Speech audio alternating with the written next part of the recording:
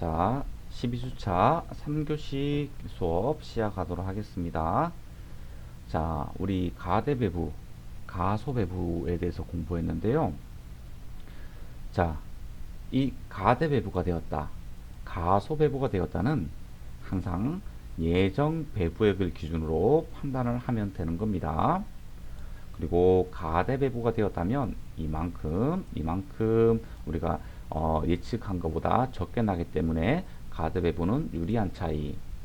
그리고 가소배부는 6,000원이라고 예상을 했는데 9,000원이 발생을 했으니까 이만큼 불리한 차이가 발생했겠네요. 자, 요 내용들 헷갈리지 않게 개념 잘 잡아 놓으셔야 합니다. 자, 그렇다면 이 배부 차이를 어떻게 처리를 하는지 그 방법에 대해서 한번 살펴보도록 할게요. 자, 우리 외부에 공시되는 재무제표는 실제 원가로 우리가 작성이 돼야 되겠죠. 그래서 기중에 예정 배부된 제조 간접비는 실제 원가가 아니기 때문에 기말에 우리 제공품, 제품, 매출원가에 포함된 예정 제조 간접비를 실제 발생액으로 조정을 해줘야 되는 것들입니다. 자, 우리 그 전에 공부를 할 때 기말 제공품 안에는 어떤 것들이 있죠? 직접 재료비도 있고, 직접 노무비도 있고, 그리고 제조 간접비도 있겠죠.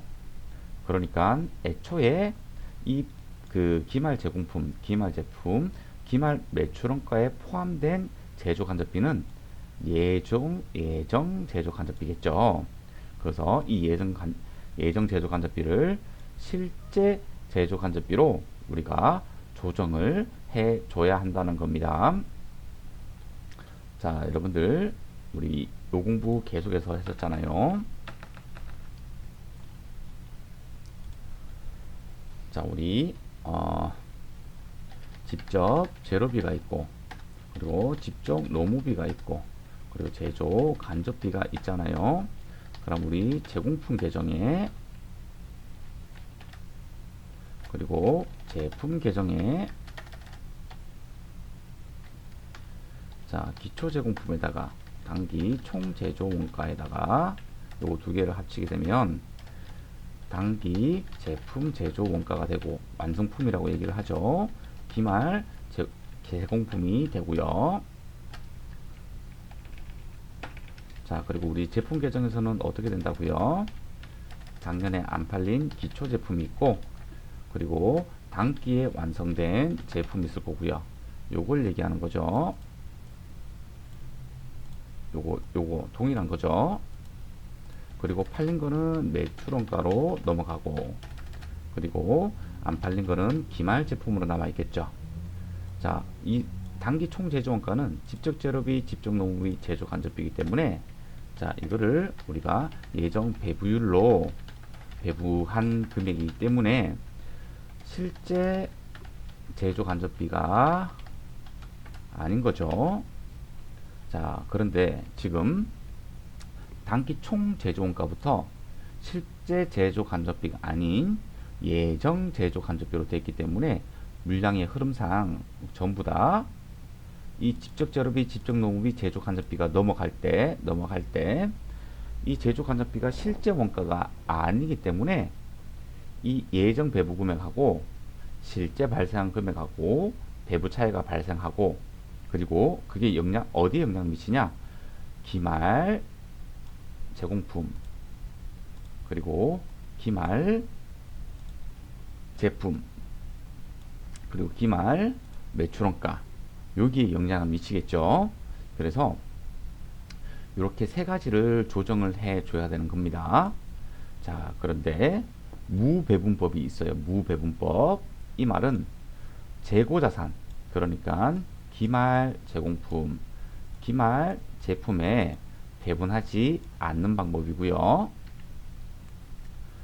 비례 배분법은 우리가 재고자산에 배분하는 방법이에요. 자, 우리가 크게는 무배분법이 있고, 그러니까 재고자산에 배분하지 않는 방법이 있고, 두 번째는 재고자산에 배분하는 방법이 있습니다. 자, 재고자산에 배분하지 않는 방법은 두 가지가 있어요. 하나는 매출원가 조정법이라는 게 있고요. 하나는 영업의 손익조정법이라는 게 있습니다. 이 두 가지 방법은 제조간접비 배분 차이를 전액 매출원가나 영업의 손익으로 조정을 해버리는 겁니다. 자, 가소배부가 일어났다. 가소배부가 그러면 매출원가를 업시키거나 영업의 비용으로 업시켜서 제조간접비를 더 많이 발생을 시켜야 되겠지요. 자, 가소배부가 발생을 했잖아요. 그러면 이익이 감소가 돼야 되겠죠. 그러려면 비용이 어떻게 돼야 된다? 비용이 증가해야 되겠다. 그죠? 자, 그래서 발생한 제조간접비를 어디에 뿌리느냐? 매출원가나 영업의 비용으로 뿌려가지고 비용을 업시켜서 이익을 감소시켜야 되겠다. 그죠? 자, 매출원가로 전액 조정을 하게 되면 매출원가 조정법이라고 얘기하는 거고요. 전액 영업의 비용으로 처리했다면 영업의 손익조정법으로 한 것을 이야기를 합니다. 자, 가대배부가 되면 어떻게 할까요? 비용을 감소시키겠죠. 그래야지 이익이 증가하니까요. 맞나요? 네, 맞습니다.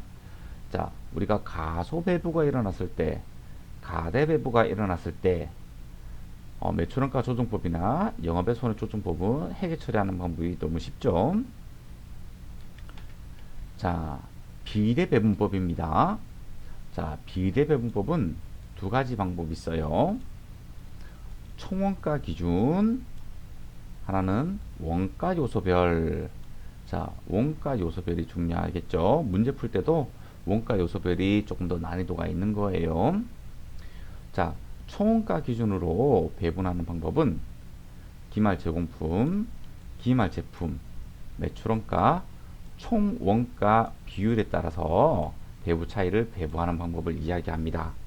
그 말이 뭐냐면, 자, 기말 잔액이라고 했잖아요.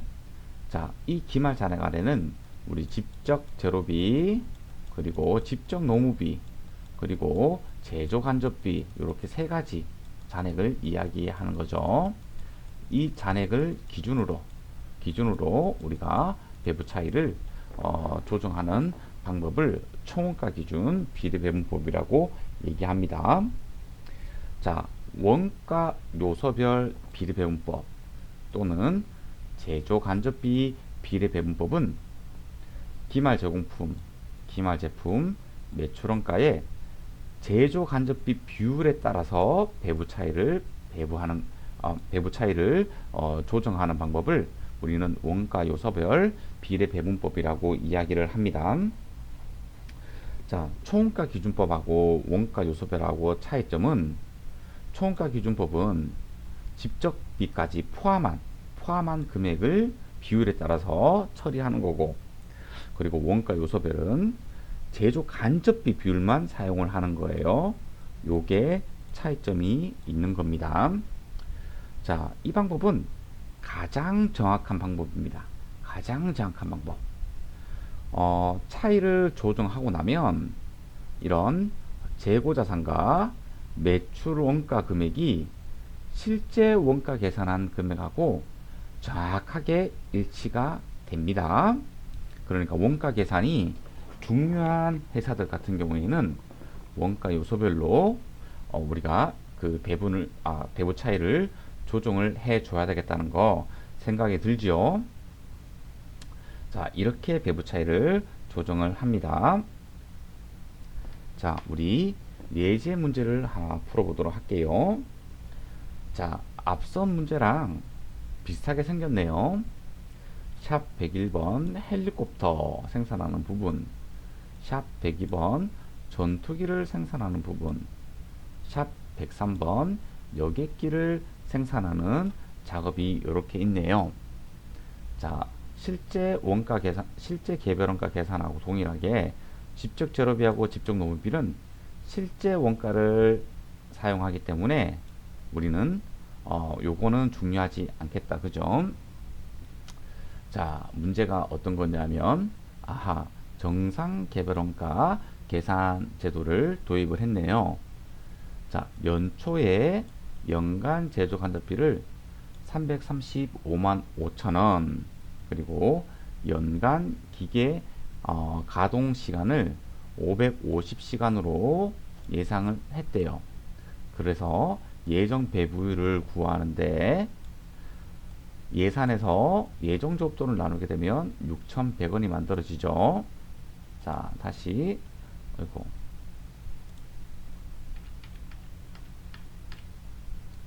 다시 공식에 한번 넣어볼까요? 자, 요것만 하나 따가지고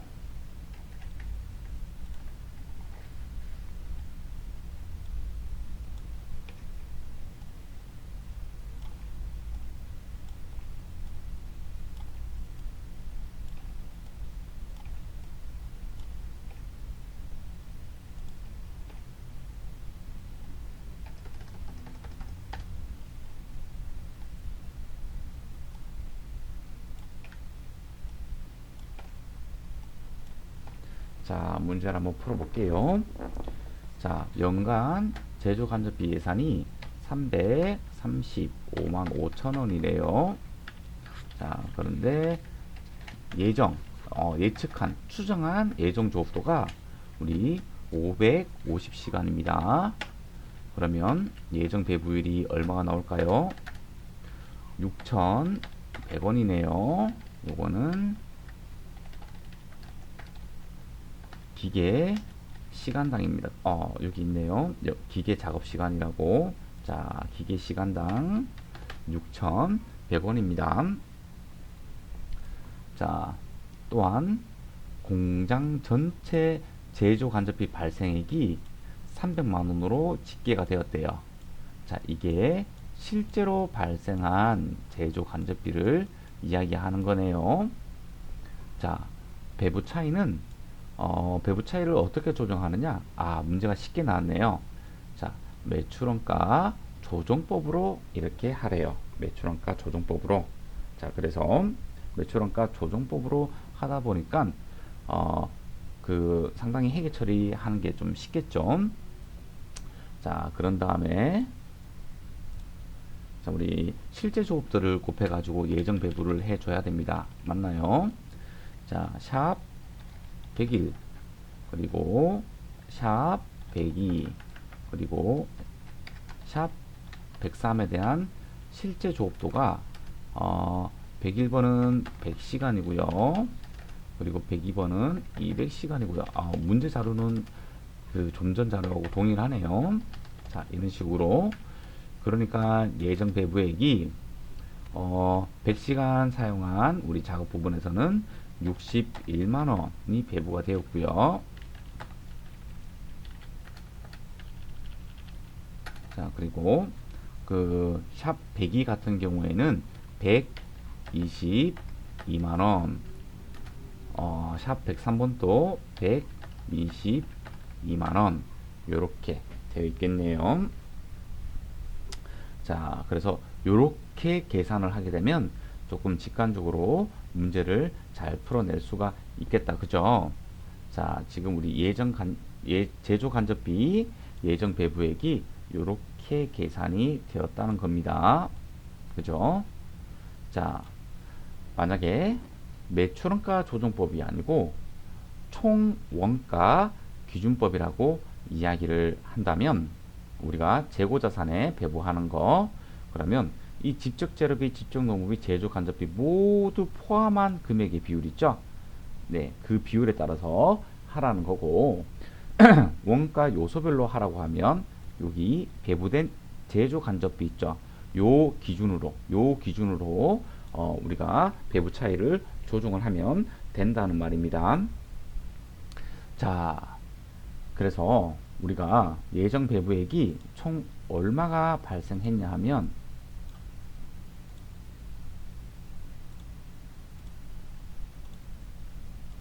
지금 305만 원이 배부가 되어 버렸네요. 그죠? 자, 그래서 제조간접비 T 계정에서 예정 배부액이 305만 원이 배부가 되었어요. 자, 그런데 실제 얼마가 발생했느냐? 300만 원으로 집계가 되었다고 하네요. 자, 실제 300만 원이 발생했대요. 자, 그러면 어떻게 됐죠? 자, 우리 예정 배부액 기준으로 5만 원이 더 많이 배부가 되었네요. 그쵸? 자, 305만 원이 예측된 금액이라고 생각했는데 300만 원이 실제 우리가 집계가 되었기 때문에 5만 원을 더 쓴 꼴이 되잖아요. 그런데 5만 원이 안 나갔잖아요. 그러니까 가대 배분에서 유리한 차이가 되는 거죠. 자, 그래서 요 5만 원을 매출원가 조정법에 따라 가지고 비용을 감소시키니까 그만큼 또 이익이 5만 원 늘어나겠죠. 그래서 이 가대 배분은 유리한 차이다, 이렇게 이야기를 하는 겁니다. 자, 여러분들 정상개별원가 그렇게 어렵지 않지요? 자, 이제는 보자. 종합원가, 우리 종합원가 계산에 대해서 살펴보려고 합니다. 자, 제가 조금 욕심을 부려가지고 우리 교재에 나와 있는 결합원가까지 모두 다 진도를 좀 빼려고 하고 있습니다. 자, 종합원가 이런 것들입니다. 자, 단일 종류의 제품을 연속적으로 대량 생산하는 경우에 적용되는 거다. 자, 요런 단어들을 잘 기억해야지 나중에 이론 문제를 풀 때 조금 더 손쉽게 풀 수가 있겠죠. 자, 우리가 종류와 성격이 동일한 제품을 연속적으로 대량 생산하는 경영 형태, 그러니까 그런 게 어떤 게 있냐면 우리 전자제조나 또는 화학이나 제지나 뭐 이런 업종에서 주로 이용이 되고 있고요. 자, 여기서 중요한 말이 나옵니다. 종합원가 계산은 공정별로 원가 계산을 하는 겁니다. 자, 우리 개별원가는 어떻게 원가 계산을 한다고 했어요? 개별 작업별로. 작업. 자, 개별원가하고 관련된 거는 작업이라고 얘기합니다. 그런데 종합원가 계산하고 종합원가 계산은 공정별이라고 이야기합니다. 자, 어떻게 되어 있냐면, 자, 우리 공장에서 자, 제1공정을 거쳐가지고 그리고 제2공정을 거쳐가지고 제품이 만들어진다. 이렇게 한번 가정을 한번 해볼까요? 자, 그러면 제1공정에서도 직접 재료비와 직접 노무비가 들어갈 거고 거기서 제조 간접비가 투입이 될 거예요. 자, 그런 다음에 제1공정에서 완성품이 나오겠죠. 이 완성품만 제2공정으로 들어가고 제1공정에서 아직까지 완성이 되지 않은 것은 기말 제공품으로 남아있다가 차기의 기초 제공품으로 넘어가서 그리고 작업이 된 다음에 우리가 완성품이 되어 가지고 제2공정으로 넘어가겠죠. 그러니까 제2공정은 무조건 제1공정에 완성품이 넘어와야지만 작업을 할 수가 있습니다. 자, 제2공정에서도 공정이기 때문에 직접 재료비라든가 직접 노무비라든가 제조 간접비가 또 발생하겠죠. 자, 우리가 제1공정에서 넘어온 완성품에다가 이렇게 직접비를 투입하고 간접비를 투입을 해가지고 공정이 막 돌아가다가 완성이 제품이 되지 않은 것들은 기말 제공품으로 남아있다가 차기의 기초 제공품으로 넘어올 거고요. 그 기초 제공품이 제2공정에서 가공이 되어서 완성이 되면 우리는 그것을 제품이라고 이야기를 합니다. 자, 이런 식으로 우리가 공정별로 원가 계산을 하는데 우리 수준의 문제에서는요, 이렇게 제1공정, 2공정 이렇게 나눠서 복잡하게 계산하는 문제는 나오지 않고요. 하나의 공정에 대해서만 우리가 원가 계산을 하는 방법을 배우는 겁니다. 자, 만약에 공정이 두 개인 게 나오면 어떻게 되는 건가요? 걱정 안 해도 됩니다.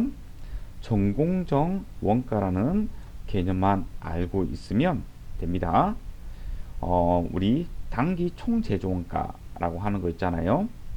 자, 제2공정에서 단기 총제조원가는 전공정 원가에다가 단기에 투입되는 직접재료비, 직접노무비, 제조 간접비를 합친 게 단기 총제조원가라는 개념이 되는 것들인 거죠. 자, 그림을 그려보면, 자, 우리가 좀 익숙한 T 계정으로 그려보면 이렇게 됩니다. 자, 기초 제공품에서 이걸 우리는 단기 총제조원가라고 부릅니다. 그죠? 자, 기초 제공품에서 단기에 투입되는 우리 원가들이 있겠죠. 자, 그래서 이 기초 제공품하고 단기에 투입되는 거하고 어떤 거는 완성품이 되거나 어떤 거는 기말재고로 남거나 두 개 중에 하나가 되겠죠. 자, 완성이 되지 않은 1공정에서 완성이 되지 않은 기말 제공품은 다시 차기의 기초 제공품으로 넘어가서 이런 단기에 투입되는 원가들과 합쳐가지고 다시 완성품이 될 수 있겠다. 그죠?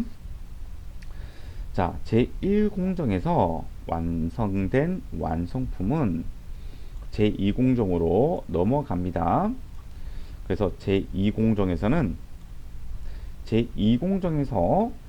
작년에 완성하지 못한 제공품을 기초 제공품에서 그리고 단기에 넘어온 물량들에 우리 이런 간접비와 재료비를 투입을 해가지고 제2공정을 돌리겠지요. 그러면 어떤 거는 제품이 되고 어떤 거는 아직 기말 제공품으로 남아 놓이는 게 있을 겁니다. 자, 여기서 여러분들이 이 전공정 원가가 어디에 들어가느냐를 반드시 잘 기억을 해줘야 되는 거예요. 단기 총 제조 원가에 들어가는 겁니다. 이런 식으로요. 이게 한 세트가 되는 거예요. 그래서 이 제1공정의 완성품 원가는 제2공정의 전공정 원가이다라는 것을 여러분들이 인식을 잘 해줘야 됩니다. 자, 종합원가를 계산하는 방법은요, 이렇게 한 4가지 정도가 이렇게 있어요. 뭐 그렇게 중요하진 않아요. 자, 하나는 단순 종합원가 계산입니다. 자, 우리가 배우고 있는 게 이거예요. 단일 공정. 그러니까 하나의 제품 그리고 하나의 공정만 우리가 있다고 가정하는 거 있죠. 우리가 지금 배우고 있는 게 단순 종합원가 계산입니다. 그러니까 그냥 종합원가 계산이라고 하면 이것을 의미하는 겁니다. 자, 그리고 공정별 종합원가 계산입니다. 자, 이것은 2개 이상의 공정을 거치는 것을 이야기하는 거죠. 자, 그리고 조별 종합원가 계산, 그리고 등급별 종합원가 계산 이런 것들이 있는데, 자, 여러분들이 이렇게 읽어보면 무슨 말인지 알 수 있을 겁니다. 자, 우리가 원가 계산은 이런 절차들이 나오잖아요. 너무 부담을 가지지 않아도 됩니다. 논리를 파악한다면 이런 절차들은 자연스럽게 머릿속에 각인이 될 거예요. 종합원가 계산은 1단계부터 5단계까지의 절차를 거쳐서 계산이 되는 겁니다. 자, 1단계 물량 흐름 파악부터 5단계 완성품 원가와 기말 제공품 원가 계산까지 있습니다. 이미 수업 시간이 다 돼가지고 자세한 내용은 우리 마지막 13주차 수업에서 진행을 하도록 할게요. 자, 오늘 우리 1교시 때 기말고사와 중간고사 대체하는 리포트 내용에 대해서 여러분들한테 설명을 많이 해줬습니다. 자, 정석권 작성해 가지고 좋은 점수를 받을 수 있도록 그렇게 노력을 좀 해줬으면 좋겠네요. 자, 오늘 수업 고생 많았고 우리 13주차 수업에서 만나도록 해요. 수고하셨습니다.